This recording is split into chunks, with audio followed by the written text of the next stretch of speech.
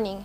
On December 19, 2021, natural disaster including major floods in several states and claimed around 61,000 victims live. The floods occurred following 2 days of continuous heavy rain, resulting in several areas in Hulu Langat, Kuala Langat, Shah Alam, Klang, Hulu Selangor, Kuala Selangor, Petaling and Kuala Lumpur in the Klang Valley, as well as Bentong, Mentakap and Temerloh in Pahang to be submerged underwater. The effect was total devastation. It was like a tsunami hit the flood victims. Thousands of people were evacuated to relief centers.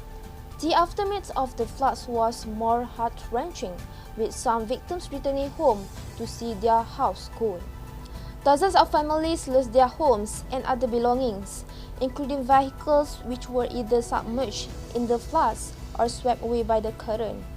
According to Environment and Water Ministry KASA, Secretary General Datuk Seri Dr. Zaini Ujang, the heavy downpour that lasted over 24 hours in late December 17 was equal to the average rainfall for a month, which was a 1 in a 100-year weather event. Klang Valley was in shock. The people were not prepared to face a natural disaster of this magnitude.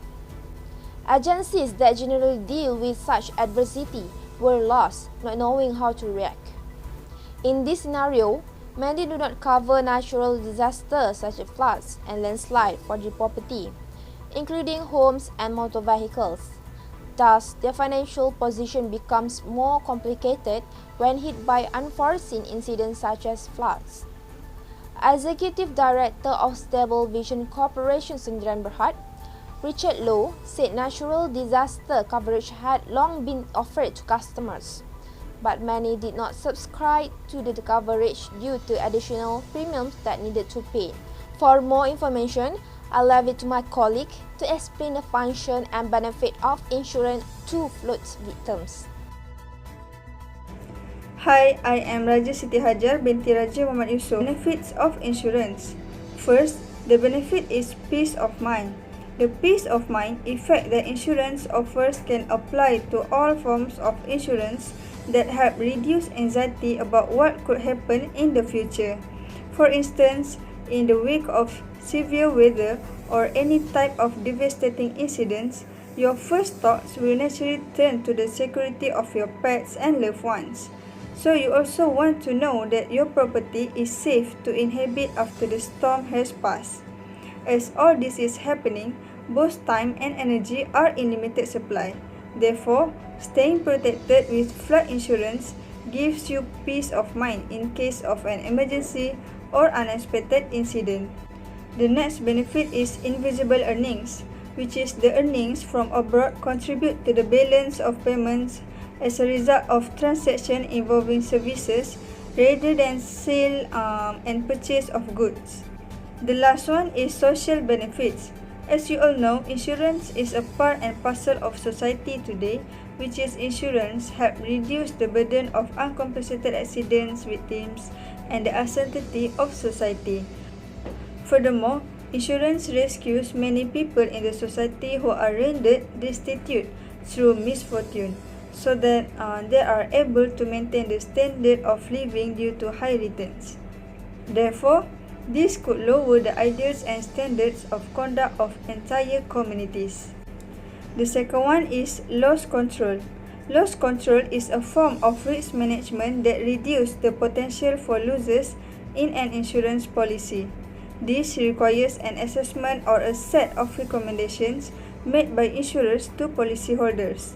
So, the insurer may conduct a risk assessment before providing coverage. For example, in the context of flood risk, loss prevention could include the building and improvement of levees and seawalls and certain other aspects of floodplain management. Hence, loss reduction encompasses measures to reduce the severity of a loss after it occurs. The third benefit is investment of fund, which is a life insurance plan that combines investment and protection. The premiums that you pay provide you not only with life insurance cover, but part of the premiums will also be invested in specific investment funds of your choice. As a policyholder, you can choose how to allocate your insurance premium towards protection and investment. Assalamualaikum warahmatullahi wabarakatuh. My name is Anis Nabila Betty Jamlus. I will explain about the primary functions of insurance. The first function is risk transfer mechanism. Insurance acts as a risk transfer mechanism where the insured, in exchange for protection, pays a sum of premium to the insurer and transfers the responsibility of loss or damage to the insurer. Second function is to provide protection. It is to provide protection against future risk, accidents, and uncertainty. Insurance cannot check the happening of the risk, but can certainly provide for the losses of risk. Third function is collective bearing of risk. Insurance is a device to share the financial loss of few among many others, Dean Steele opines. Insurance is a mean by which few losses are shared among longer people. All the insureds contribute the premium towards a fund, and out of which the persons exposed to a particular risk is paid. Fourth function is evaluation of risk. Insurance determines the probability volume of risk by evaluating various factors that give rise to risk. Risk is the basis for determining the premium rate. Fifth function is to provide certainty against risk. Insurance is a device which helps to change from uncertainty to certainty. And the last primary function of insurance is spreading risk. Insurance is the device for spreading or distributing risk. As we all know, our country was hit with a sudden and worst flooding in years. With insurance, flood victims can lessen the loss they have faced during and after the disaster. I will explain the secondary functions of insurance. There are 6 types of secondary functions of insurance that all people have to know. First, release funds otherwise tied up in reserve, which means business companies and individuals that are affected by the flood do not need to freeze their capital to protect themselves from losses if they have insurance. The fund will be accessible for investment whenever it was announced. Second, stimulate business enterprise. Many business enterprises that were built in the flood area could not have started without transferring many of their risks to the insurers. Thirdly, reduce fear and worry. Insurance gives businesses and individuals peace of mind by removing the fear and worry of losses because of the flood that happened recently. The elimination of fears and concerns help in the establishment of confidence and the planning of economic activities in the future. Fourthly, reduce losses. Insurance helps to reduce losses of all affected both in frequency and severity through the actions and recommendations in risk assessment activities. Fifthly, the insurance function is to encourage savings.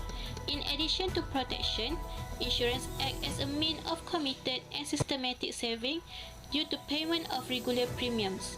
The insured will get the lump sum amount of the maturity at the maturity of the policy contract. So, those who were affected by the flood did not have to worry about their savings if they apply for the insurance. And lastly, insurance companies are also responsible to offer social benefits.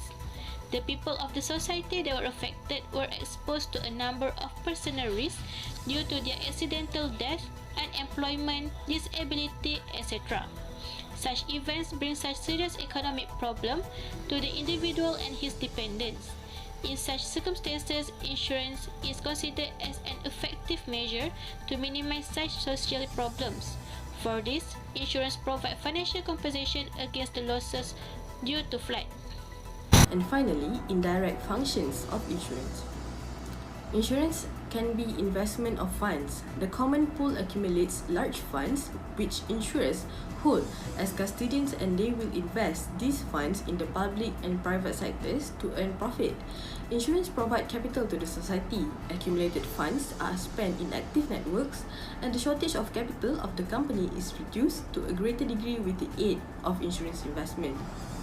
The investment and loans of the insurers support the industry, the company, and the customer. Next is invisible exports. Insurance promote invisible exports, such as providing insurance coverage to other countries.